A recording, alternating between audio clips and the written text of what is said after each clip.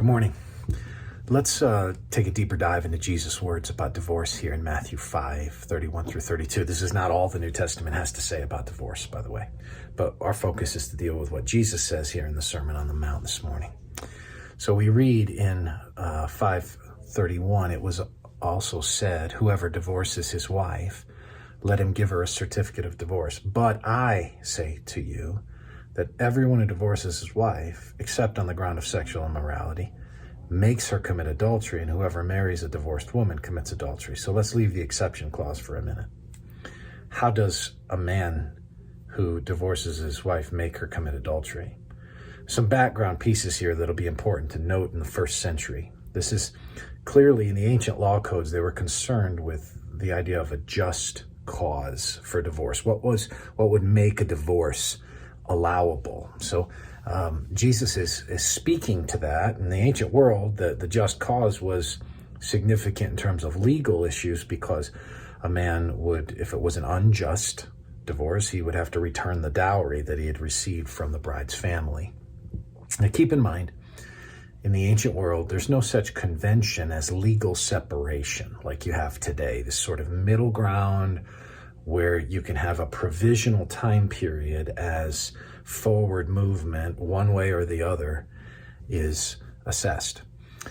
He would make her commit adultery because an estranged woman in that culture would need to find, if she didn't find provision through a family member, a couple things would happen. I mean, one was she would possibly marry somebody else, or she would enter into maybe prostitution as an opportunity for her to make money, because there wasn't the kind of social net available that you have today for a woman in that culture to be able to be caught. And so he's putting her at vulnerability without a just cause, right? Now, you also have this other background piece. You have competing Pharisaical schools that are asking the question, what is a just cause for divorce? So these competing Pharisaical schools, you had the Shammai school that were basically saying you can only get divorced if there's a grave offense. And then you had the Hillel school that was saying, well, for any and every offense, things like she burns your dinner, you find another woman more pleasing, you can divorce her. So Jesus is reacting to that, and he's very much siding with the Shammai school in his answer. And his answer is everyone who divorces except on the ground of sexual immorality. Divorce is never optimal. It is most often not optimal. It's never optimal because sin has produced a situation that has caused divorce to take place. The best situation is when two people live together for the rest of their lives in a monogamous, satisfying, heterosexual marriage. Of course, that is best. Now, that doesn't mean, though, that divorce is always a sinful act, that the actual trigger point, what's led to it, usually on one party or the other or both, sometimes is certainly sins in the details. There's no question about that. But the actual act of divorce, there are exceptions that the New Testament allows for explicitly.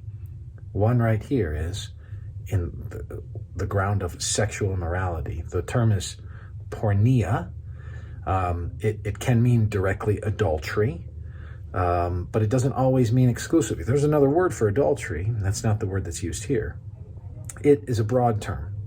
It can have wide application. It's certainly a grave type of sexual immorality, that which would be adulterous, or that which would so cut at the fabric of the covenant as it would be rendered irreparable. It doesn't mean that if adultery happens, divorce is triggered. It doesn't mean that you run to divorce right away. It does mean that Jesus is making clear that there is a grace for those kinds of situations where it cannot be healed. Of course, we want to see marriages healed, and we want to see them walked out in the long term. Jesus here is highlighting one of the exception clauses that the New Testament gives us in regard to divorce. My encouragement with you for this thought for the day is simple. If you are in a marriage, tend to your marriage with everything that you have everything that you have. Know that God is gracious and can heal, and that if you tend to your marriage well, and if you learn good principles of reconciliation, my prayer for you is that divorce would not be an option for you. May the Lord bless you today.